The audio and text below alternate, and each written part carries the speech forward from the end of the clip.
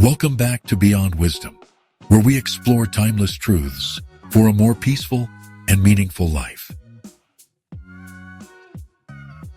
Today's reflection centers on a phrase we hear so often it's become a cliche. Know yourself. It sounds like a feeling, a flash of clarity, or a wave of insight. But to the ancient world, knowing yourself wasn't about feelings. It was a daily discipline, a rigorous practice, something you earned over time through self-honesty, restraint, and reflection. This shift in understanding, from emotional epiphany to practice skill, can completely change how we relate to ourselves in a noisy, distracted world. In ancient Greece, the phrase, "know thyself," was carved into the walls of the Temple of Apollo at Delphi. It wasn't motivational fluff. It was a warning and a challenge.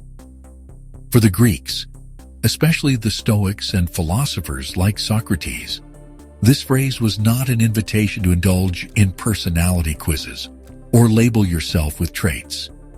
It was a moral and intellectual pursuit. Socrates, who is often called the father of Western philosophy, spent his life questioning people about their beliefs, not to embarrass them, but to reveal how little they truly knew, especially about themselves. When he said, "The unexamined life is not worth living," he wasn't being poetic.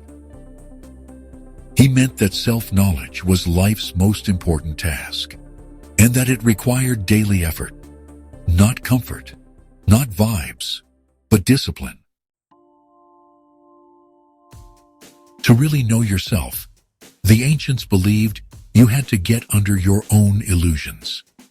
That meant confronting the parts of yourself that were inconvenient, prideful, or weak.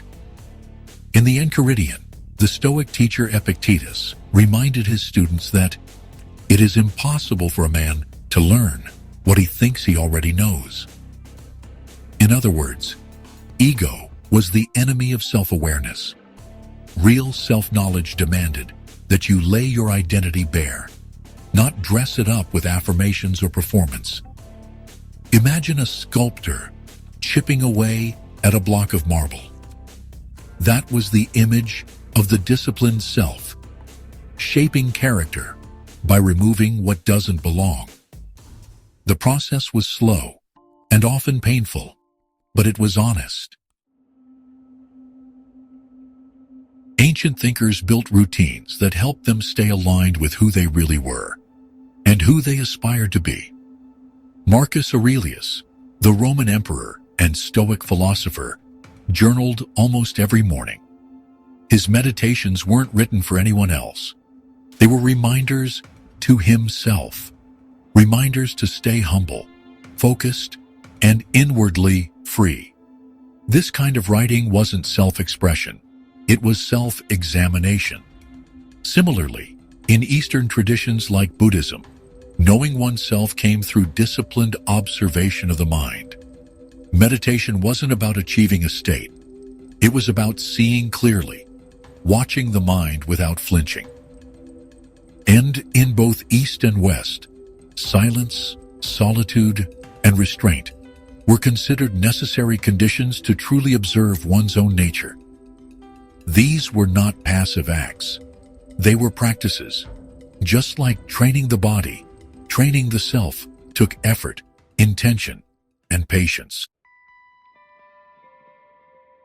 In our time, knowing yourself often means building a personal brand, standing out, highlighting your uniqueness. But ancient wisdom placed equal weight on your responsibility to others. In Confucian thought, the cultivation of the self was the foundation for good relationships, good leadership, and a good society. You didn't really know yourself if you didn't know how to live with others, with harmony and virtue. Even the Stoics, who emphasized self-mastery, saw the individual as a part of the whole. Marcus Aurelius reminded himself that what is not good for the hive is not good for the bee. self-knowledge wasn't an escape from duty. It was a way to do your duty better, with clarity, not confusion. One of the great paradoxes of ancient wisdom is that the more you discipline the self, the more freedom you actually gain. Because when you know who you are, deeply and truthfully, you become less reactive, less caught up in appearances or trends or ego.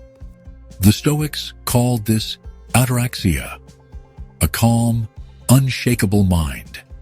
The Buddhists called it equanimity. In both cases, it came not from detachment for its own sake, but from the discipline of seeing things as they really are, including yourself. The Roman Stoic Seneca once said, "No man is more unhappy than he who never faces adversity, for he is not permitted to prove himself."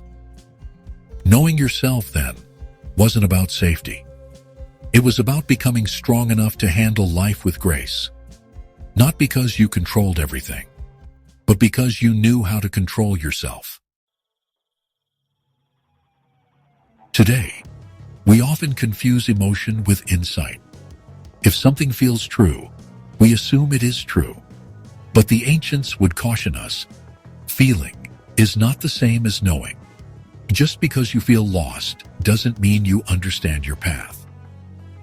Just because you feel confident doesn't mean you're being honest with yourself. Without practice, reflection, and some discomfort, feelings alone can lead us astray. Our modern world encourages constant reaction, scrolling, comparing, expressing.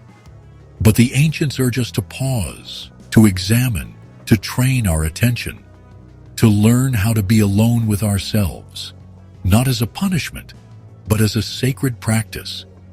Because the truth of who we are is rarely loud. It speaks in stillness. To the ancients, knowing yourself was not a soft idea. It was a way of life, a discipline that required courage, patience, and humility.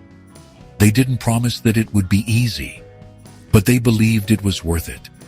Because when you truly know yourself, not just your preferences or personality, but your nature, your flaws, your place in the world, you become someone who can be trusted, someone who can endure, someone who is truly free. That kind of self-knowledge is never given. It's built. One choice, one practice, one honest moment at a time. What's one small habit that helps you see yourself more clearly? Not how you wish you were, but how you really are. Let us know in the comments. Thanks for watching. If this video brought you value, subscribe to Beyond Wisdom. Until next time, stay calm, stay strong, and stay wise.